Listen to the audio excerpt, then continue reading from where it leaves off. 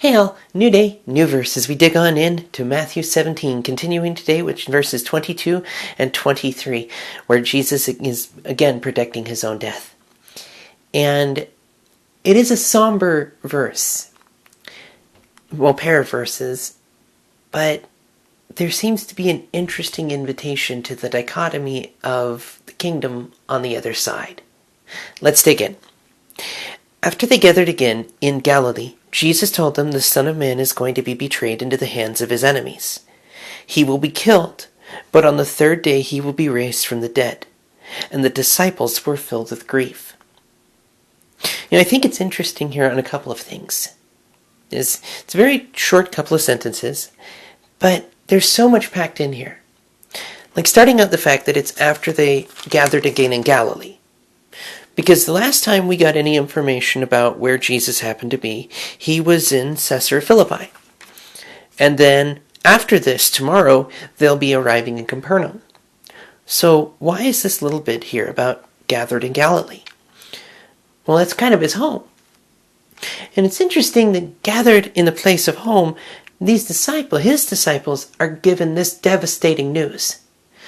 And it makes me think, you ever been in a place of peace where you have been given a bit of devastating news, or a place of struggle, or a place of trial and tribulation, something that just breaks your heart and brings you to a set of grief and tears, where you can barely hold on and you don't know what to do next.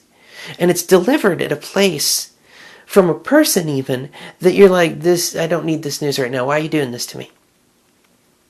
And it's interesting that Jesus lays out flat that he's going to be betrayed. And how difficult it is when we know somebody is going to get us in the back. How often we'll, I'm not going to trust anybody because I'm so used to being stabbed in the back. And how often we will recoil away into these darker places. And we will back away from everything and everyone because I don't want to get hurt again. And so you've got this grief of, he's about to be betrayed. Everything he's done for everyone. And somebody is going to betray him. More than that. He knows he's going to die. So you've got this devastating news with a devastating new set of realities and this situation that seems hopeless and even devoid of light. And so it's completely understandable why the disciples were filled with grief here. Reading the Bible with actually having the Bible not being in their perspective, we can say there's a chance of celebration here because we know without Jesus dying on the cross, there's no hope for any of us. So it's this weird moment of horrible grief and joy knowing God will work it to something. And it's this odd place in the kingdom where you can hold sorrow and hold joy in the same moment. Because here, the disciples are laden with grief, and it just cuts them to their core. Because here is their rabbi, their teacher, the person that many of them have left friend, family, and fortune alike just to chase after him. And he's saying, yeah, I'm going to be killed by someone near to me. But, or rather, but on the third day, he will be raised from the dead. Taking a step back, we can read that and we can say, yes, there's joy in this moment. But we can feel the grief. And have you ever been in a place where you will get that news, get that devastation, get that bit of, doctor's notice of, they may never walk again. Oh, there's a good chance they're going to die. Oh, they're going to live only 6 months. The new variant is out and things like that. Devastating and horrible news that strikes fear and panic and worry and rocks to the very core. And it is those moments that we see spiritual warfare between hope and falling into those moments, or rather staying in those moments. Because we all end up walking through the valley of the shadow of death in our lives. The trick is not camping there. So while you're passing through them, knowing that you pass through them. So it's the key, or one of the many key words in that verse though. Even though I pass, even though I pass through the valley of the shadow of death, I shall fear no evil. So you are moving forward. You are prospering, moving forward from this place of devastation and grief into a place of hope. And so well, in that place of difficulty, in that place of struggle, in that place of sorrow, it is hard to say there is hope here. But when we take up the knowledge that God is with us and hold to the fact that he has always been with us and is true to his word, true to his character, then we can hold to the fact that we pass through the valley of the shadow, that we don't have to camp here, that this moment of sorrow, of grief, is not the final story, that this bit of agony that we bear is not the last. And so we can see this moment of hope, even in sorrow, even in the place where there is fear and there is worry. Whether it be the disciples here in Galilee or us nowadays dealing with news and media and worries about coronavirus and worries about mandates and behaviors all around, from police to government to even how we interact on social media.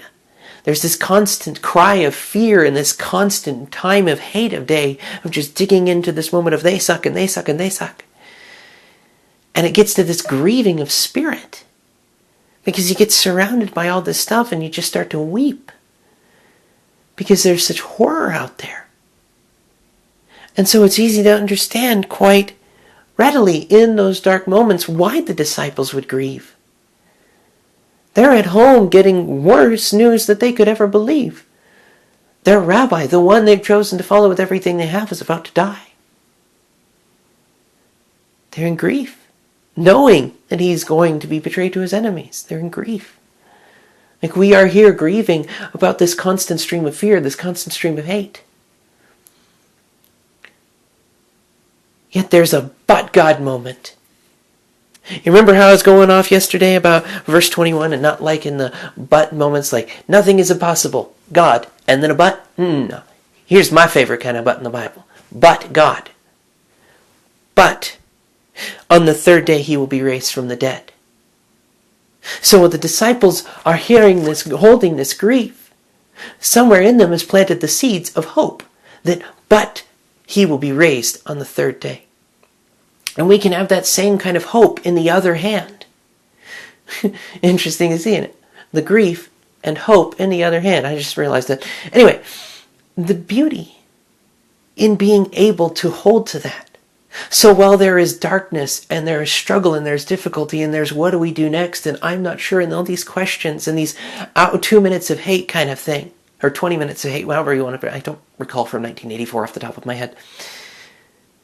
But while the world is doing that, and it grieves us in spirit, we can hold out hope that there is a but God moment coming. There is always a but God moment coming with things like that. Every time in the Bible there is a place of agony and grief and sorrow, God comes in, feels the pain, weeps with the person in that sorrow. I know he does it for me. I know he's done it in here. And I know he'll do it for you. And has done it. Where he comes alongside feeling that grief, weeping with you, holding you near and dear, and then pushing you that step forward. Moving you out of that valley of shadows and into light.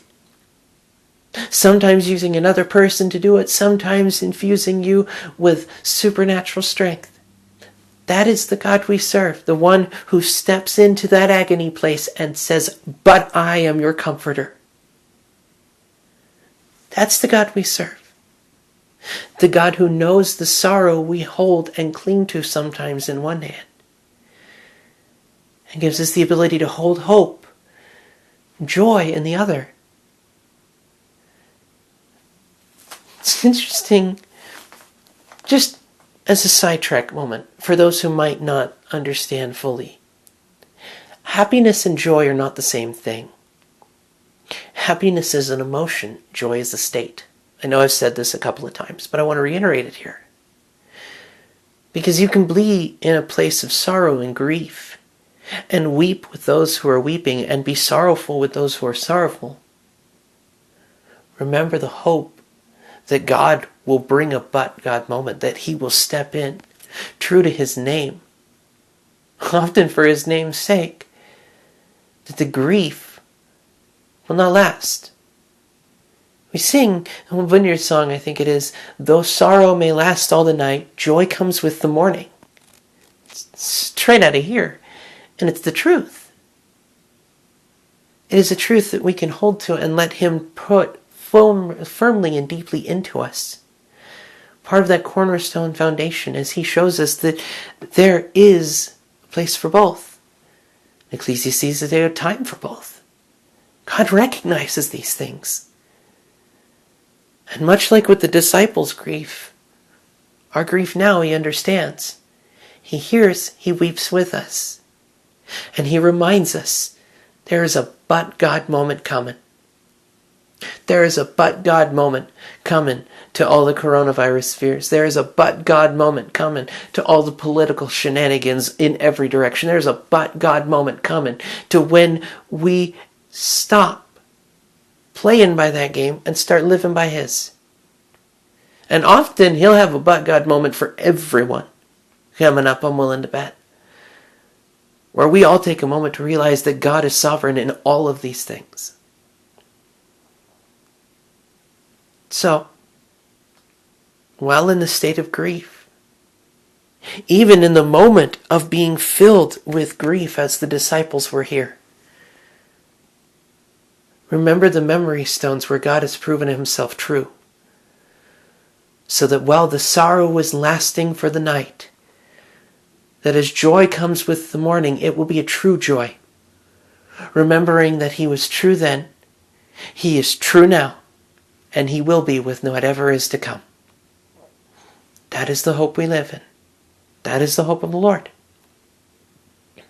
And I sincerely want everyone out there who hears this to think about the times where God has moved in a but God moment. Write them down if you have to. Take it as a little bit of actively walking in it. Write down those moments if you have to. Sink them into you of where God has been true. Those moments like where Jacob was woken up by the ladder. Surely God is in this place and I never knew it. Anointing that stone as a memory saying God was here. Abraham did it. Isaac, I'm 90% sure did it. Yeah. Jacob did it. Where God has proven himself true in this place. It's something that we need to remember to do.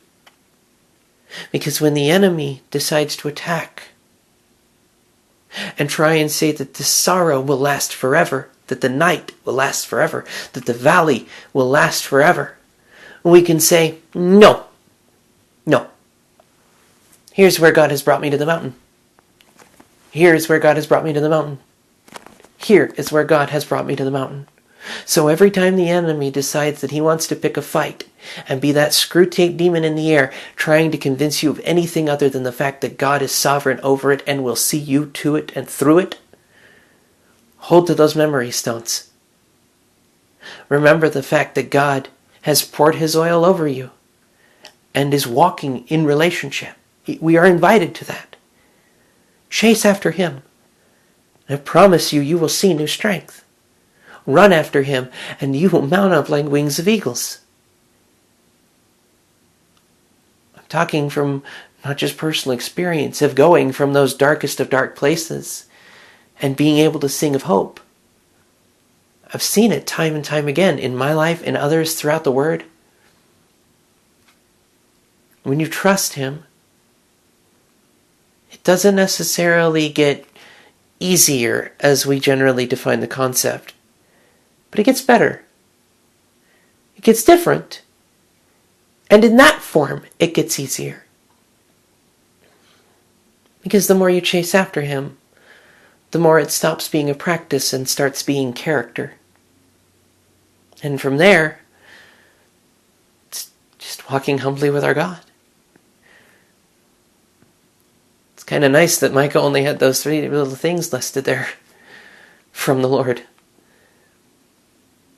Love mercy. Live generously. Walk humbly with the Lord. all circling back, isn't it? Because that idea, like yesterday, all of it, a constant invitation to dig into Him. Because I promise you, even though we have grief moments now, even though the disciples are filled with grief in this moment of the text, there is joy coming. There is hope coming. It may take a bit of suck to get through to get there, but it's coming. Because we serve the Lord, who's rather fond of but God moments. And I can't wait to see what Yahweh does next. I will see you guys tomorrow as we continue on for verses 24 to the end of the chapter. Payment of the temple tax. This is going to be a fun one. I will see you guys then. May His favor be upon you. Know that you are loved. And know that even though the shadow of the valley may seem massive, don't fear evil. Because God is with you and He'll see you through it. It's just in the nature of His name, to say nothing of who He is. I'll see you then.